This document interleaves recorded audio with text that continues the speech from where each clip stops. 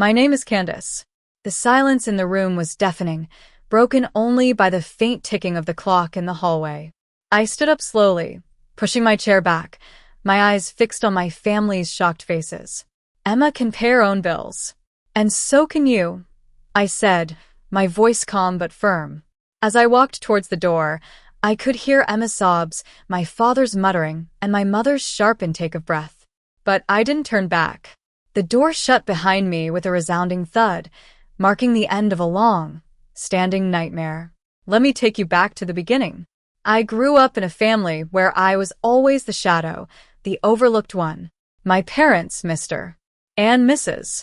Thompson, had a clear favorite, my younger sister, Emma, who is 24 years old. My father was a strict and traditional man. He believed in the importance of status and achievement. He was always quick to praise Emma for her every little success, no matter how insignificant.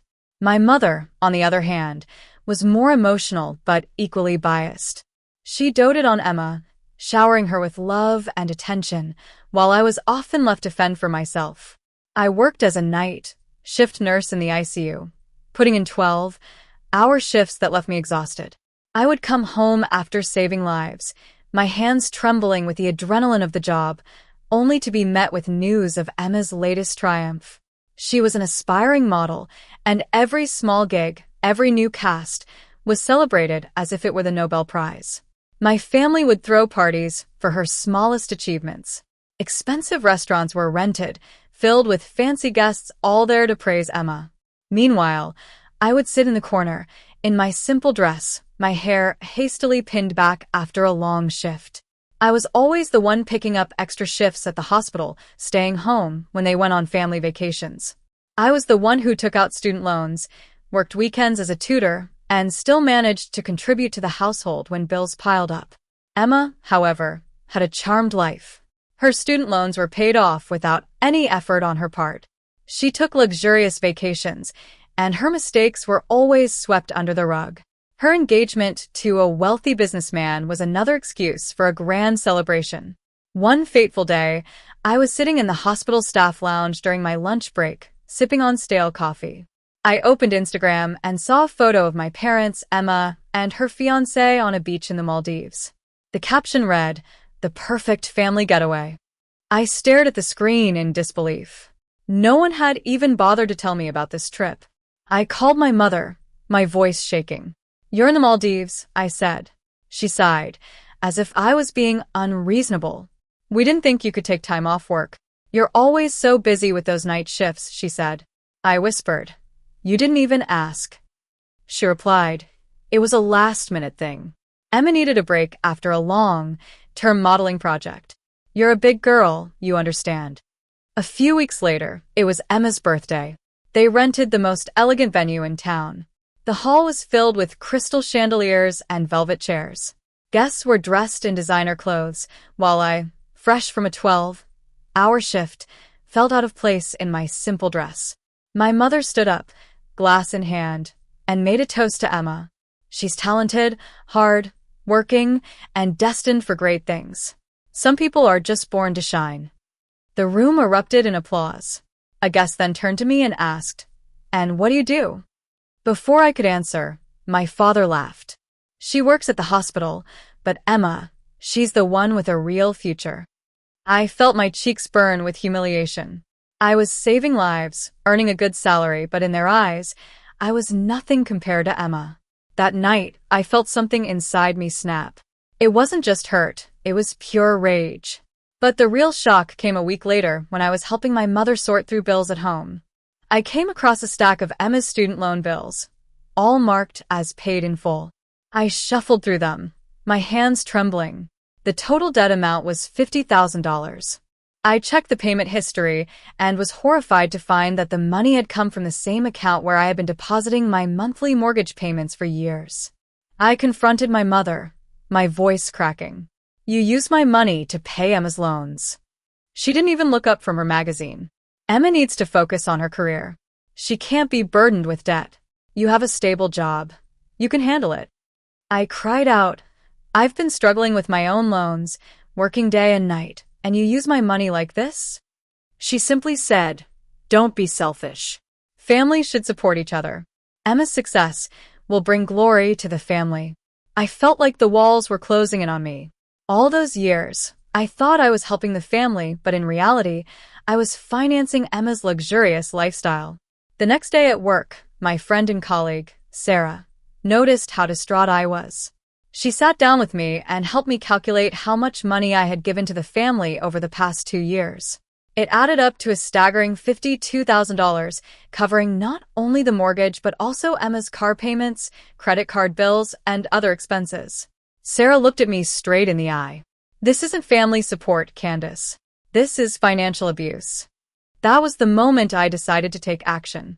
I stopped paying the mortgage and waited for the storm to hit. It didn't take long. Within a week, the calls started.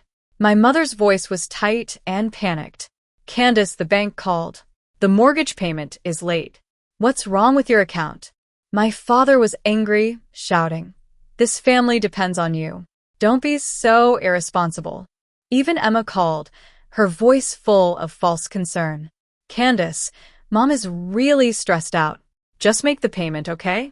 I can't handle this right now." I stayed calm and said, "Let's have dinner on Saturday and talk about our financial situation." They agreed, probably thinking they could guilt me into submission. Little did they know that I had spent the past 2 weeks gathering all the evidence, printing out bank statements and payment receipts, and putting them in a thick folder. On Saturday, the scene was all too familiar. My mother cooked a big meal, thinking food would soften me up.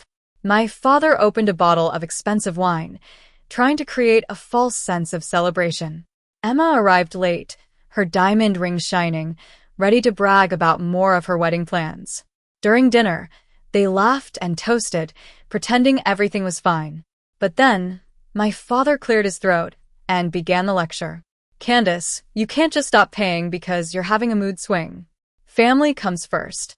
You have responsibilities."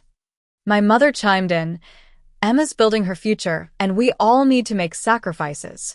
Emma nodded, looking smug.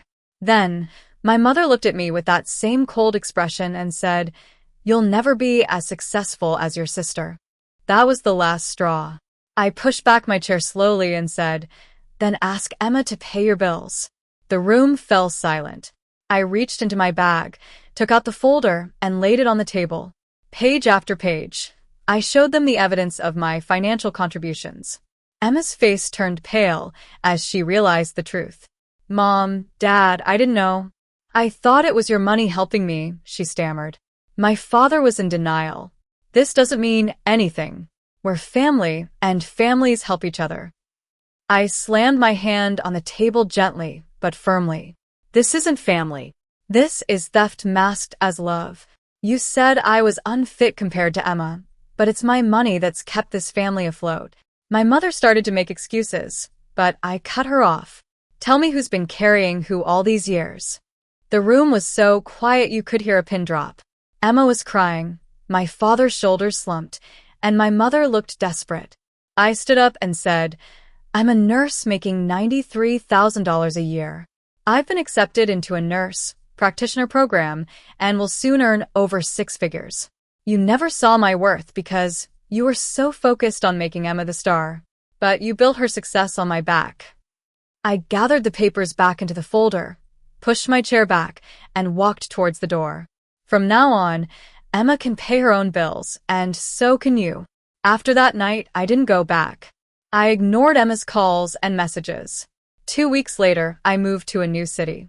The hospital there offered me a nurse practitioner position with a salary of $130,000 a year.